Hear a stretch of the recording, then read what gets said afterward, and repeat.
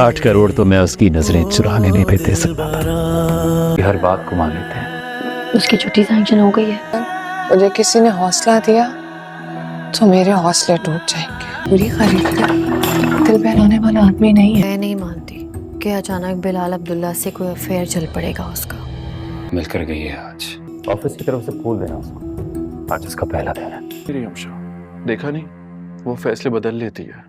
सुन मेरे दिल की आने वाली एपिसोड बहुत ज़्यादा लाजवाब होने वाली है, क्योंकि सदफ अपने भाई रवियार के ब्लड कैंसर का इलाज करवाने के लिए अपने आप को बेचने तक आ जाती है। वे बिलाल अब्दुल्ला के पास यही बात करने के लिए जा रही होती है तो उसे मार भी रोकता है, उसे शादी का प्रपोज करता है, लेकिन ये उसके आगे एक ऐसी शर्त रख देती है कि वो सोच में ही पड़ जाता है कि आखिर मैं 6 से 7 करोड़ कहाँ से लाऊंगा और आखिर सदफ इसका क्या करना चाहती है। अब सदफ जाके अब्दुल्ला से भी यही बात करती है कि मुझे पैसों की जरूरत है, आपको लड़कियों का शौक है और मैं हाजिर हूँ, आप जो करना चाहो कर सकते हो। लेकिन बिलाल अब्दुल्ला सदफ को बहुत ही हैरान कुन नजरों से देखता है कि ये ऐसी बातें क्यों कर रही है। सदफ की नजरों में बिलाल अब्दुल्ला का गलत इमेज लोगों ने बनाया हुआ है। वो बिलाल अब्दुल्ला को गलत ही समझती है, लेकिन जब बिलाल अब्दुल्ला सदफ से बातें करता है तो उसके बाप की तारीफ करता है। उसको कहता है कि तुम एक पाकीज़ा लड़की हो, एक अच्छी लड़की हो और एक अच्छी लड़की को कोई भी खरीद नहीं सकता। अब वहीं पे बैठे बैठे सदफ को एहसास होने लग जाता है कि बिलाल अब्दुल्ला गलत इंसान नहीं है, क्योंकि बिलाल अब्दुल्ला ने सदफ से बिना पूछे उसे 8 करोड़ रुपया का चेक दे दिया। अब सदफ जब ये 8 करोड़ का चेक लेकर अपने घर वापस जाती है तो उसकी माँ से पूछती है कि आखिर इतने पैसे तुमने कहाँ से लिए हैं, और जब सदफ अपनी माँ को बताती है कि ये 8 करोड़ रुपए मैंने बिलाल अब्दुल्ला से लिए हैं, माँ के दिल में शक होना शुरू हो जाता है कहीं सदफ खुद को तो नहीं बेच आई, क्योंकि सदफ की माँ को भी यही लगता है कि बिलाल अब्दुल्ला का याश और शराबी किस्म का इंसान है, उसे लड़कियों की इज्जत के साथ खेलना अच्छा लगता है। सदफ ने उसे जब 8 करोड़ रुपए मांगे होंगे तो उसने उसके बदले इसकी इज्जत ही मांगी होगी, लेकिन सदफ अपनी माँ को समझाने की कोशिश करती है कि मैं बस अब इसके पास जॉब करने वाली हूँ और ये 8 करोड़ रुपए इसने मेरे बाबा की खातिर मुझे दिए हैं और इनकी बहुत ही इज्जत करता है। इनके जाने के बाद भी वो उनको नहीं भूल पाया। जो लोग इनके बारे में बातें करते हैं वो याश किस्म का इंसान है, शराब पीता या बुरा इंसान, वो सब गलत बोलते हैं। वो एक बहुत ही हमदर्द और समझदार किस्म का इंसान है। सदफ ये बातें अपनी माँ को समझाती है, लेकिन वो ठीक से समझ नहीं पाती। लेकिन अब क्योंकि 8 करोड़ रुपए आ चुके हैं तो इसको भी